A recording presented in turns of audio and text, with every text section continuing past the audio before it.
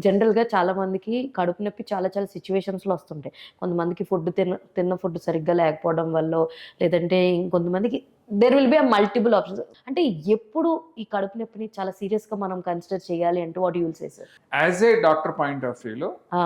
పొట్ట నొప్పి. హ్మ్. ఇప్పుడు ప్రతిదానికి పరిగెత్తాలా సార్ మేము పొట్ట నొప్పి రాంగానే అంటారు.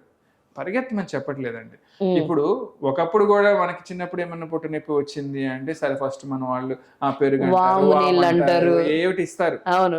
ఇంటి చిట్కాకపోతే మన ఫస్ట్‌కి ఏం లేదు గదా! ఫస్ట్ అవును. చేస్తారు. అవును. కానీ ఎప్పుడైనా ఏ సింప్టమ్ అయినా గానీ if at all you are not bear అంటే దాన్ని నువ్వు భరించలేనప్పుడు నువ్వు హ్మ్. ఇంకా ఇంటి చిట్కా చేస్తానంటే హ్మ్. ఏం లేదమ్మా. ఒక సింప్టము ఫస్ట్‌లోనే చూపించుకుంటే అది టాబ్లెట్స్‌తోనో, ఇంజెక్షన్‌తోనో తగ్గిపోతది. అది హ్మ్. సివియర్ అయితే మళ్ళీ ఆ సర్జరీకెళ్ళిపోతదో లేకపోతే ఇంకేమవుతది. ఈ రోజుల్లో అదే అవుతుంది. నేను అదే చెప్తాను కూడా.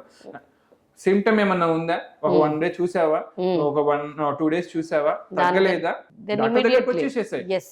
నువ్వు డాక్టర్ దగ్గరకొచ్చి చూపించుకో. ఎందుకంటే ఇమ్మీడియేట్‌గా అది చూపించుకుంటే ఆ టాబ్లెటో, ఇంజెక్షన్‌కో తగ్గిపోతది. హ్మ్. అది సివియర్ అయిపోయి దానికి నువ్వు సర్జరీ దాకా వెళ్లి ఐసీయూలో అడ్మిట్ అవ్వటం ఇయన్నీ అవసరం లేదు కదా!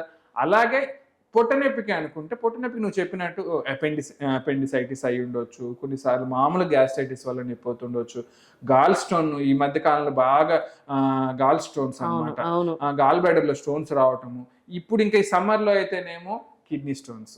వీటి వల్ల ఎక్కువగా మేజర్ ఏంటి అంటే గాల్ స్టోన్స్, కిడ్నీ స్టోన్స్ తోటి బాగా ఇబ్బంది పడుతున్నారు. దాని తర్వాత ఇంక పేగులో ఇన్ఫెక్షన్స్ రావటము, హ్మ్. పేగు మలు తిరిగిపోవటము, ఇవన్నీ గూడా హెర్నియాస్ ప్రాబ్లమ్స్ రావటం ఇవన్నీ ఉన్నాయి. హ్మ్. సో, మీరు ఫస్ట్ 1, 2 డేస్ చూడండి.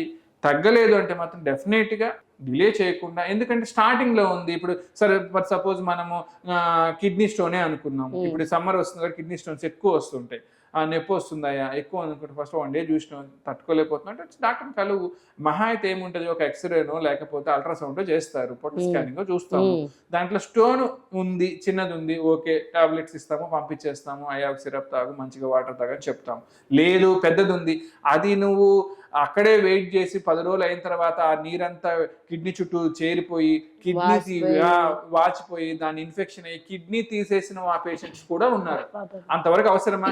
మనకు అవసరం లేదు కదా! సో, 1 డే, 2 డేస్ చూసాం. ఎమ్మటనే వచ్చి చూపించుకున్నాం, టెస్ట్ చేపించుకున్నాం.